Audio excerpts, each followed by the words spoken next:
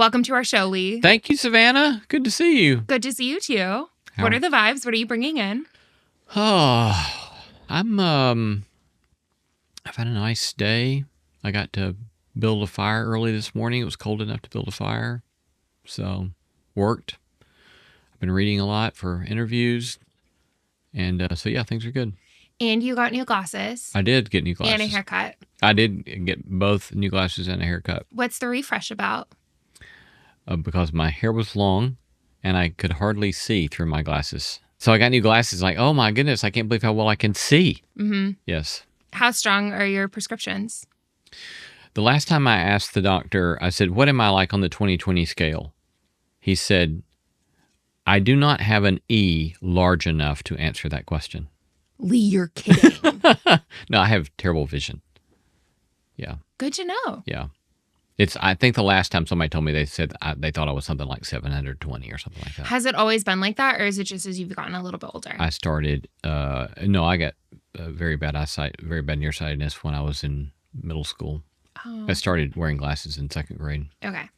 I was the geeky, nerdy one with thick coat I bottle always glasses. love when kids have sunglasses, or just regular glasses, not sunglasses. Oh, man, I've got some pictures that I just look back and think, oh, my goodness, it's amazing I made it through middle school without getting utterly beaten up all the time. Yeah. I was so geeky. And you did. I did. Yeah. I did.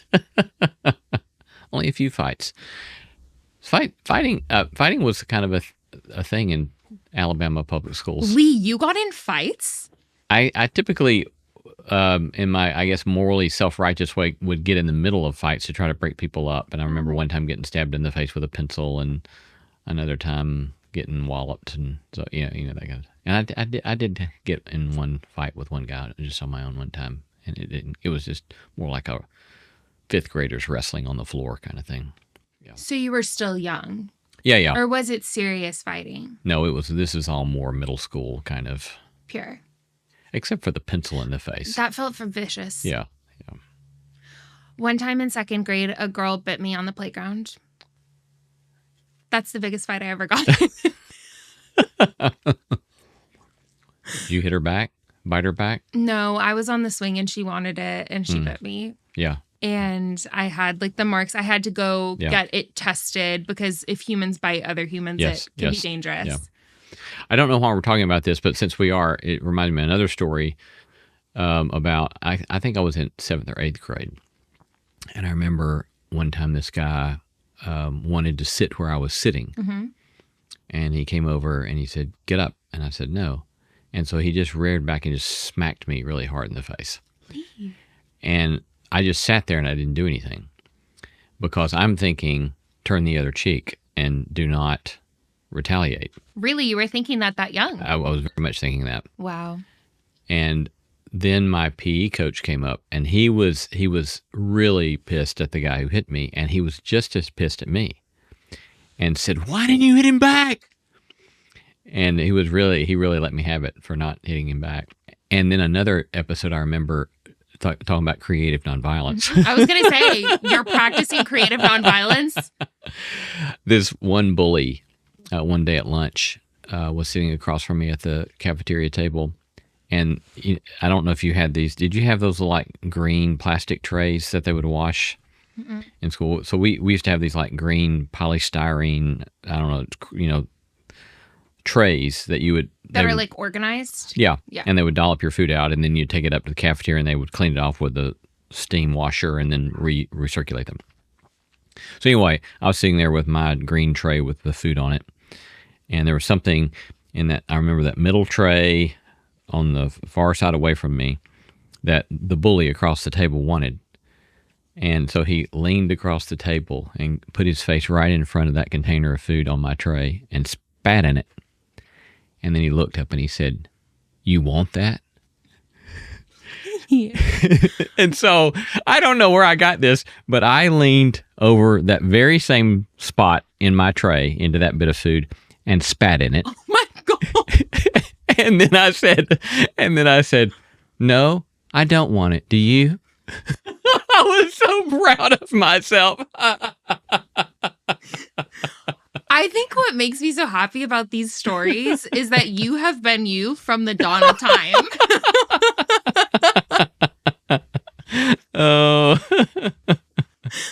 like outsmarting his bullying.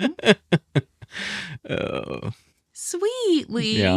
Yeah. Or what, or something. It's What something. did your friend group look like in that era? Like, did you have a large group of friends, a couple of friends? What was the scene?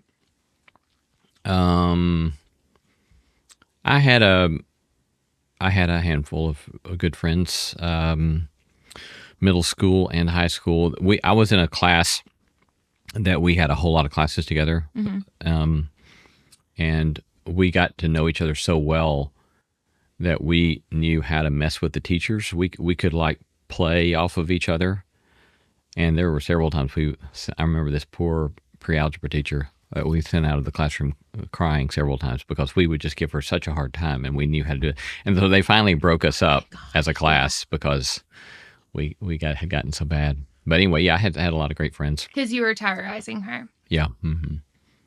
It would be hard to be a teacher, especially to young boys. Like, they just don't, they're not smart yet. No idea how anybody does that. They're to be lauded and celebrated. And not just young boys, it's all of us. Right. Yeah. But yeah, we don't pay them nearly enough.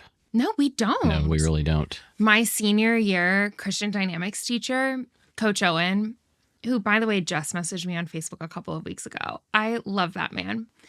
He was an angel from heaven. He's now a pastor. And apparently I terrorized him. I don't know how I did, but I did. And Coach Owen was so sweet. And he took me out of the classroom in the middle of class. Once again, I was in high school, so I knew better. And he looked at me and he said, "Savannah, why do you hate me?" I was like, oh no. And I actually think, if I remember correctly, I can't remember what I said to him, but it was the first time it occurred to me that I could hurt his feelings. Does that make any sense? Yeah, it makes sense. Where I felt like he was in some way a teacher, therefore he didn't take me seriously or was invincible. And the fact that I had hurt his feelings was a shock to me. Yeah. Oh, I know. I mean, you know, as someone who's taught for 25 years or did teach for 25 years, I'm no longer. It's always shocked me that college students don't realize they can hurt professors' feelings. And I think some of them finally get that, but a lot of them, I think sometimes they don't have the foggiest idea that the way they're acting in a class actually matters to the people's feelings. Yeah, that they are also human beings too. Yep. And now that all of my friends are teachers who have lives, it's like, oh, these students don't realize that the teachers don't sleep at school. Like they go home and they have family and friends and they're doing things. Yeah. This is a pro teacher appreciation moment. Yes, you all are doing great. Applaud all the teachers. Well, I wanted to read a couple of reviews before we get started. The first one is from our episode on Knives Out. Knives Out. Emily Reed. I do say. I enjoyed that episode. I did too. Emily Reed said, "Love Lee going full Seinfeld at 47:30-ish. Grateful for the conversation y'all have." And this is what you said at 47:30. Why not just say, "Hey, thank you"? Yeah, we don't get too many of that. So thanks.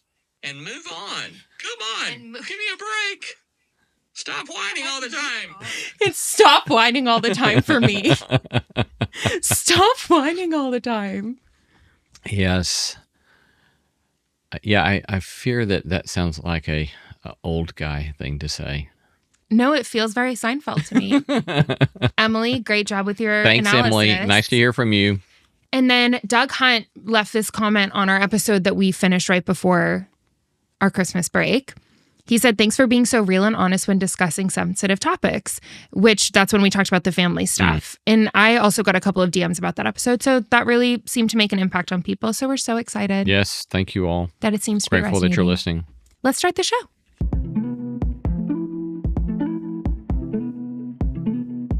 Welcome to The Subtext, where we go beneath the headlines and beyond the obvious. I'm Savannah Locke. I'm Lee C. Camp.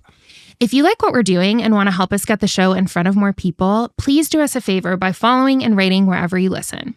Leave a review, give us 5 stars, hype us up. If you want to watch full episodes, you can find that on YouTube and Spotify. You can follow the show at The Subtext Show, me at Savannah_Locke, and Lee at Lee C. Camp. And if you have any questions or suggestions for the show, just DM us on Instagram at The Subtext Show. That's on that. All right, today we are talking about something serious again. I don't know why they've been very intense topics, but this one is very interesting and I think you're going to care about it. We're going to be talking about gambling, sports betting, and prediction markets. Fascinating. What do you know? What is your experience in this world? Very little. Very little. So you haven't placed any bets on sports? I have gambled in Monte Carlo. Nice. But otherwise... What were you doing in Monte Carlo? When I was just out of college, I and 3 college buddies did a 6-week backpacking trip around Europe. Lee, that's great. And so we spent a night or 2 in the French Riviera. Mm-hmm. And so we decided we would give ourselves a budget and go in one night to the casino in Monte Carlo. And I'm trying to remember if I've ever gambled anymore. I've bought maybe 2 or 3 lottery tickets in my life. Mm-hmm. And have you ever made money? I do not think so. So in Monte Carlo, you didn't walk out with a bunch of cash? No, I lost my $25 and I left. Yeah. Dang it. Yeah. Bummer, isn't it? Yeah. But the truth is that the more you play, the more likely you are to lose. Right. Yeah. Well, I assume that's true, especially for people who don't know what they're doing. Yes, exactly. There are professionals who I think do have a better shot. Yeah. But okay, well, I thought I would start in 2 places. Number 1, defining a little bit the difference between prediction markets, sports betting, and gambling. Okay. And this is going to be in laywoman's terms. So prediction markets are like Poly Market. So at the Golden Globes, which Poly Market is a company that does this. Yes, I think there's another one too called like Kalshi or something. But okay. Did you watch the Golden Globes or no? No. Okay. Well, we talked about the Golden Globes on last week's episode. Mm-hmm. And on the Golden Globes, Poly Market actually was a sponsor. And so up on the screen would be the likelihood of which person or movie was going to win the certain award. Does that make any sense? That's like on the TV screen or on a screen in the room at the Golden Globe? On the TV screen when you're watching, so that you can go on their app and place your bet. That's running while you're watching the Golden Globes. Yeah. So like for Best Podcast, the subtext. It would be the subtext, it would be Armchair Expert, and it would be Good Hang with Amy Poehler. And it would say the subtext, 95% winning. Of course. Of course. Yes. And then it would be like 2.5, 2.5. Yeah, sorry about that, Dax. And then, sorry, Dax. Sorry, Amy Poehler. And then people can go on their app, and based on those percentages, they can place their bets. But with a prediction market, it operates like the stock market. So I could place a bet and then 5 minutes later take my bet back out. But if the percentage has risen since then, like if it's higher likelihood that where I've placed a bet is going to win, then I might make some money. But if it's tanked, then I might lose some money. Does that make any sense? Yeah. So it's in effect, it's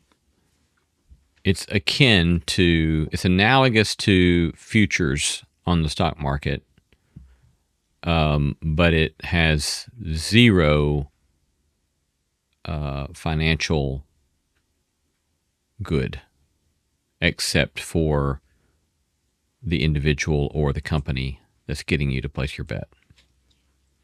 I mean, yeah. Are you saying it has zero individual or zero good at all in general? Like, are you making a moral judgment on that, or are you asking me if other people would? Well, with the way I understand a bit about the stock market and I understand a bit about options and futures and all that kind of stuff. And one argument that's made for things like options is that it increases liquidity, which is crucial for a functioning economy. Okay. And so it's getting more money out there and allowing people to leverage that for presumably some social economic good. Right. But in this case, there's no social economic good. It could potentially be a private, individualized economic good if you win the bet, or a good financial good for the company if you lose it. Exactly. But that's the end of it. Yes, that's the end of it. Yeah. So the example that they used when I was reading to learn what prediction markets were or what Poly Market was is like back in the day when like Andrew Cuomo was running against Mamdani and everyone thought Cuomo was going to be the sure winner. And this was like 12 months in advance. You could have placed your bet or bought stock in Cuomo winning. And if you had sold it 2 months before the election happened, when his chances were lesser, like you would have lost money. all. Does that make Right. any sense? Like Yeah. lost all of that money. Versus if you had bought on Mamdani, then your stock in him would have gone super Right. high up. So it's not the same thing as gambling, not the same thing as sports betting. So I'm just trying to like create some definitions from my understanding. Once again, if I'm wrong, someone leave it in the comments. Okay. Second is sports betting. I guess I would say that it is gambling, but it's not. It has other complicating or mitigating or other structures around it as opposed to more traditional gambling. Because gambling, as of right now, is not legal in many states online. Gambling in a casino you can do, but the reason I'm saying it's not gambling is just because of the online factor. I see. Like on prediction markets, you can do that online right now. Sports betting is like FanDuel. Everyone has seen these before. Different companies where you place bets on different sports teams winning or losing, or you can get more specific around how many points or whether or not. I know nothing at sports, but like if Travis Kelce is going to get X amount of points or whatever. And so you can get very specific into that. And so that's what sports betting is. And that is what has kind of taken off like crazy since 2018. And we'll talk about why. And then lastly is gambling. So gambling has typically been in casinos, brick and mortar, and now is becoming potentially legalized in different places. It's called iGaming or something like that, where it's like you can play the slots on your phone and place bets. And it's like gambling, through your phone. So those are the three different spheres, to my understanding. So I want to talk about this because people are saying, like Michael Lewis, who is kind of like a leading voice in this area right now, that gambling is becoming an epidemic, which feels like a very strong term, doesn't it? Yeah. So he has been doing different podcasts and wrote a couple of books on this. And his big claim is that after sports gambling started getting legalized state by state in 2018, it didn't just change laws, it changed the whole culture, where sports betting went from something you had to seek out to something baked into everyday life. And so he talks about how the accessibility to sports betting has been detrimental to our culture because everyone is now placing bets and it's very unlikely that they'll ever make their money back. And so he talked specifically as it relates to men. So right now, sports betting is massive among college students. I think the statistic was something over 60% of male college students have placed a bet on sports. Fascinating. Isn't that wild? That's wild. All because of the accessibility. And then the last thing I want to say before we go into it is, in 2018, the reason why this is on our consciousness, in 2018, the Supreme Court overturned a 1992 act that George H.W. Bush put into play, which opened up the doors for all of this to happen. It opened up the doors for states to legalize sports betting.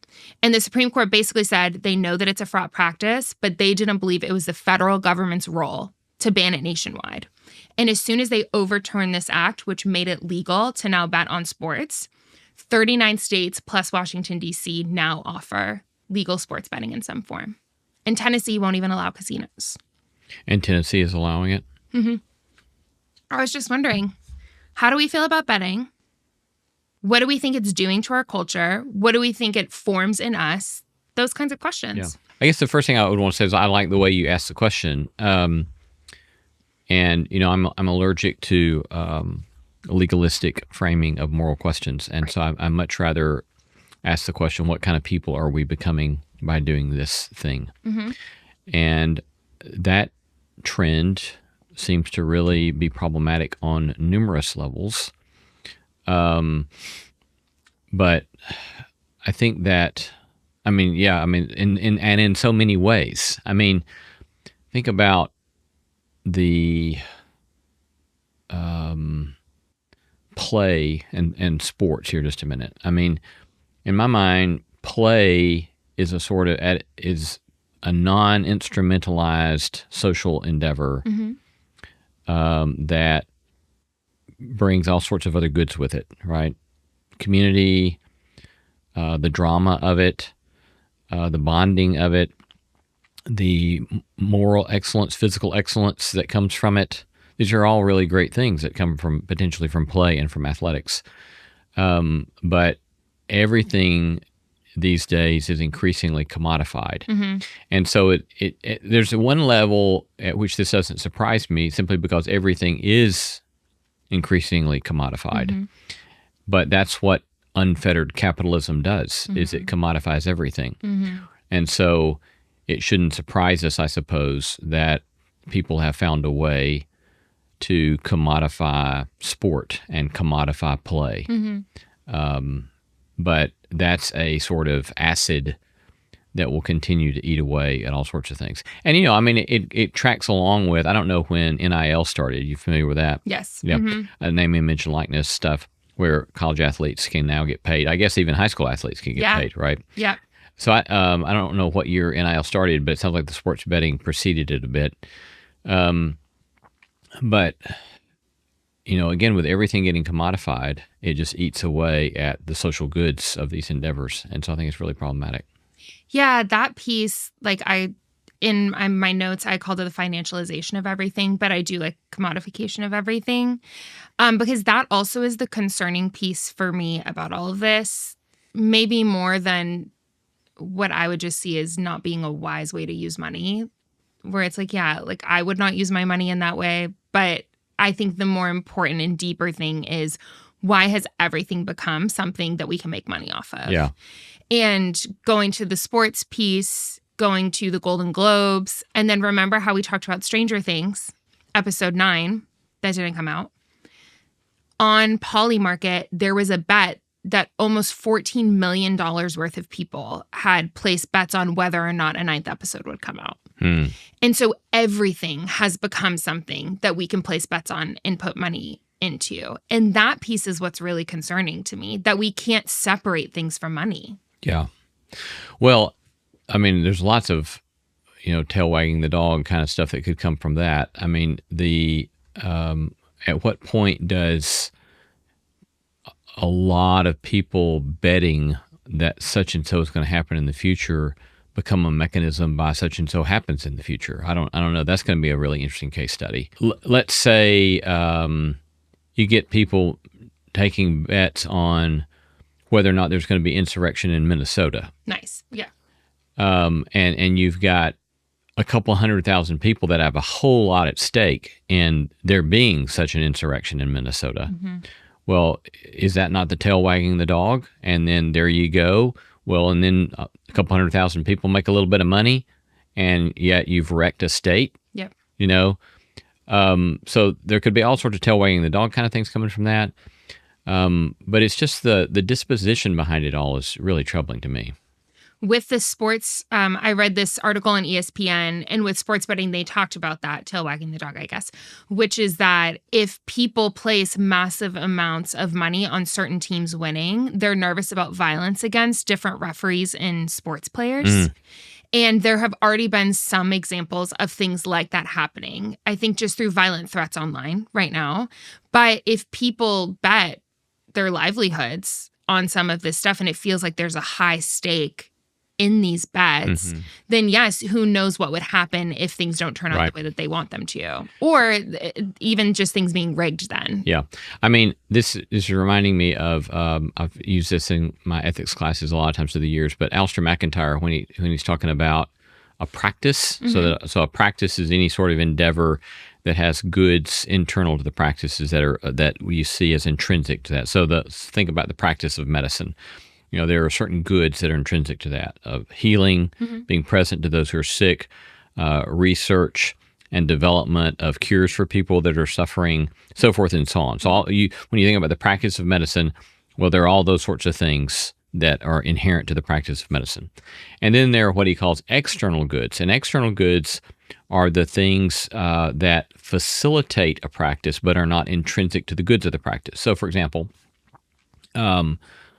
facilities, right? You need a facility like a hospital building or medical schools or whatever, because they facilitate the practice of those goods. They facilitate the practice and the goods intrinsic to that practice, but they're not the point of the practice, right? You don't have the practice of medicine so that you can build big shiny hospitals. That's not the point. Or even titles, right? Doctor, nurse, RN, LPN. all of those things help facilitate the rapid attention to people who need cure and help, right, in a hospital. And so forth and so on. So what McIntyre says is that any practice grows corrupt when you seek the external goods as an end in and of itself, as opposed to always seeing them as a means to the end. And so what people are doing when they're betting on this is that they're corrupting the practice. There are goods internal to play, Yes. but you're corrupting them by making it about the bet and making it about the money. Yeah. And so I think that's an incredible insight from McIntyre that we can apply to all of these sorts of things and saying you're utterly corrupting these things by doing all of this stuff. That's goodly. Well, that's Alistair McIntyre. He's good. Yeah, that was a good telling, though, too. Yeah, it kind of reminds me of the way that we treat grades sometimes in high school, where it's like if the goal is to get an A, then you bypass the actual point of like learning. That's so funny because Alistair McIntyre famously, he was at Notre Dame for a while I was there, though I never got to have him. But the rumor was that he really did not like people who had a 4.0. I love it. Yeah. I love it. Because he wanted you to have been brave enough to not worry about your GPA. Oh my gosh. And fail. Then we're on the same, I'm on the same trail, which Yeah. is crazy. Yeah, no, that's a super good point, I think. It does feel like it corrupts something that could potentially be something really good for communities. Right. And it does seem like it has implications that people aren't thinking through necessarily in the long term, not the least of which is addiction. Like that people are literally getting addicted to this.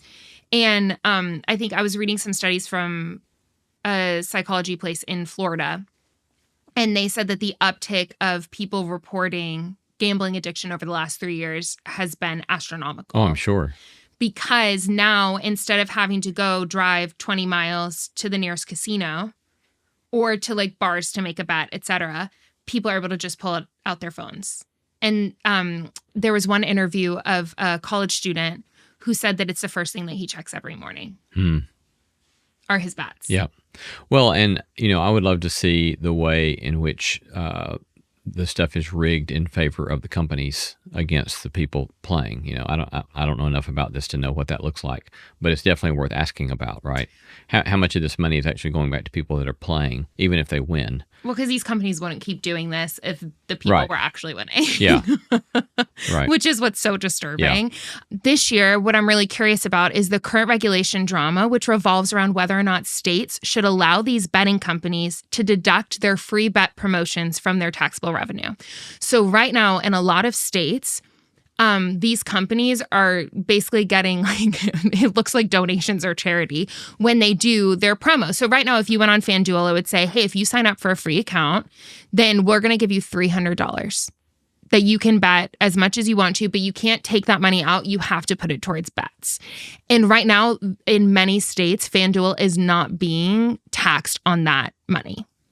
And so there's a lot of current state regulation drama of figuring out we should probably start taxing them on this money that are like basically keeping people addicted. That is being used to keep people addicted. And another way it gets even more disturbing too in the regulation sense is if you go on FanDuel and you are placing 4 bets and they know on the back end because of their algorithm that you are likely to lose all 4 of those bets, they will send you a free promotion without you knowing. Like they won't tell you, oh, you're going to lose these bets, therefore. But they'll send you a free promotion before those bets are over and say, hey, we're going to give you 2 free bets. You can use them anywhere you'd like. But that money that they're giving towards their customers, they're not having to pay taxes on. But they're reaping the benefits of you saying, okay, like I'm going to get my other dopamine hit and I'm going to put more money in. And that's where it gets very corrupt for me. It's rotten. To the core. Yeah. I mean, it's preying off of, it's predatory in my mind. Which just gets me thinking about the role of regulation, I don't know if I told you about this, but I had a conversation with someone about AI last year. And this person was basically like, we just need Jesus. And I said, yeah, and we need government regulation. And they said, well, if people knew Jesus, then they wouldn't need government regulation. And that conversation sticks with me, like with stuff like this. It makes my scalp itch. Me too. I struggled. But it makes me struggle with stuff like this because I'm like, no, we actually need regulation because people are getting addicted to something and we could do something about it. What do you think about that? From a theological perspective, yeah, we live between the times, right? Between the inauguration of the kingdom of God and the consummation of the kingdom of God. Mm-hmm. And there are all sorts of forces that are destructive that are still around and about. All of the handmaidens of death are still doing their work. And so, let's set aside for a moment questions about Constantinian Christianity and how you think about having control and power, and just ask the question about, what is at its best. Governmental policy is a question about what kind of community do we want to have together. Mm-hmm. And of course, again, at its best, governmental policy is simply a nonviolent commitment of how we're going to do life together. Mm-hmm. Just like driving on the right side of the road in the United States. It doesn't, I think the Lord will bless me in what I'm about to say. It doesn't matter if you have Jesus or not. Get on the right side of the road and stay over there. Yes, and don't be a reckless idiot. Right. Right? Right. Yes. So that's crazy to me. Mm-hmm. And so the question is always, what kind of community are we seeking to be? And what kind of community are we seeking to become? And again, at its best, these policies are about that, right? So politics, the word politics is, one way to think about what the word politics means is it's the art of arranging the affairs of a community. Mm-hmm. And so that's what policy is it's concrete stipulations about how we're going to arrange the affairs of our community. And whether you have Jesus or not, we've got to do that. Yeah. And there are people who do have Jesus that are in these systems and could be helped by these systems being more regulated. Yeah, right. In the absence of, I think one of the things that's so distressing to me about all this is that kind of people just need Jesus stuff doesn't take power seriously. Mm-hmm. And if you don't have things in place that address power, then the powerless and those who are potentially marginalized or riddled with their own moral failings just get screwed over. Mm. And so, think about the way some people talk, for example, just about the lottery. Mm-hmm. The lottery is just a regressive tax on the poor because most of the people who play the lottery are poor and they don't win. Yep. They don't get their money back. Yep. And then that money, by and large, is going to middle class and upper middle class kids so they can go to college for free or pay less tuition. Yeah. And so it's like directly taking money. I don't know about directly, but I don't know the numbers. But at least historically, the funnel is it's taking money from the poor, giving it to people who have more, and saying, "Here, go to college," right? And it's rotten. Mm-hmm. It's just rotten. And so this is just all of that on steroids. Yes, which goes to the point of when I was listening to a couple of episodes this weekend, I found out that people can use credit cards on these apps and they go into debt over it. And so it's using money that you don't have to bet on something you'll never win. And if you do win, then you're likely to lose it because the dopamine hits you and you think you're going to win again and you won't. And it's very predatory. Yeah. It really made me very concerned when I was listening to it. I kind of got fired up. Yeah. Yeah, for good reason. But there's so much lobbying happening with our state regulators. It brought in $66 billion last year. And so... What? The revenue to the companies? The commercial gaming industry. Yeah. Brought in $66 billion last year. So these corporations have huge interest in keeping this legal nationwide and in each of these states. And so it's difficult I think, to see this getting rolled back at this point because, like in Tennessee, for example, we don't allow brick and mortar casinos, but we do allow sports betting. And that revenue is being pumped into our state. And that's how they got it legalized, was when these companies came and said, look how much money is going to be poured into your state through sports betting. But to me, the moral issue with that is, yeah, but at what cost? Right. And before we wrap up, I wanted to talk about the only case study that I heard on these podcasts that I was listening to this week, which is Australia, randomly, that Australia has very relaxed regulations around sports betting and gambling. How cute would that be? No, that would make it sound less harmful. Around sports betting and gambling.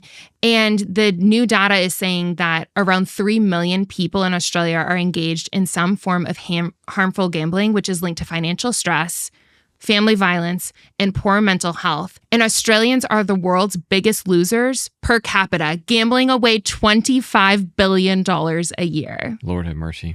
And I guess that they've even loosened their regulations around brick and mortar casinos. So those are popping up left and right, which makes the accessibility there, which makes the gambling addiction become even worse. And several people in Australian politics have been calling it their biggest health crisis. Incredible. Disturbing, right? Very disturbing. Yeah. So basically, this has been a downer of an episode, and I do want to name that.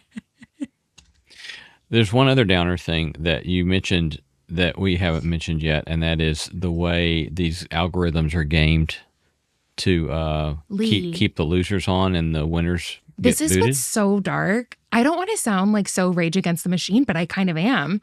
So there are professional bettors who are really good at this and can win a lot of money. But the minute that they get on these apps and start winning too much, they get kicked off. So there are algorithms on the back end of these different betting apps that will notice when people are betting too well. And if they start winning too much money, their accounts get deactivated. Unbelievable. Which is also disturbing because it shows that they're not there. If anyone ever actually conceived that they were there to help people make money, I doubt that they did. But they're certainly not going to allow for people to make really good money. Yeah, that's all horrible. Yeah, maybe we treat this whole downer of an episode as a public service announcement for people to pay attention and find out what's going on with this stuff and to try to look out for people around you and help them stay away. Agreed, because it doesn't seem like it leads to any sort of good fruit. No. Yeah.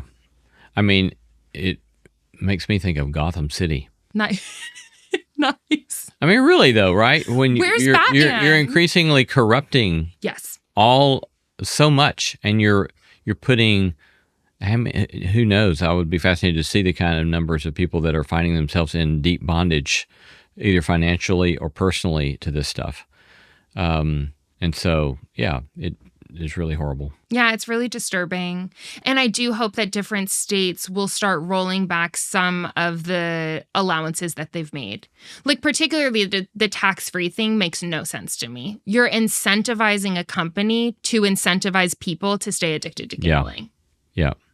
Is anyone finding some good traction forward on getting it more regulated? I don't know from a political standpoint, but if anyone's curious about this subject in general, definitely look up Michael Lewis, who is doing a ton of research in this area. Michael Lewis is the bomb. He's great. You should have him on No Slow Endeavor. I like his stuff a lot, yeah. Yes, I've thought about it for a long time, so maybe we shall have to do that soon. Yeah, and you can talk about gambling in more detail because this was just me listening for 4 days to as much as I could. Yeah. Fascinating. Thank you. Nice. Great episode.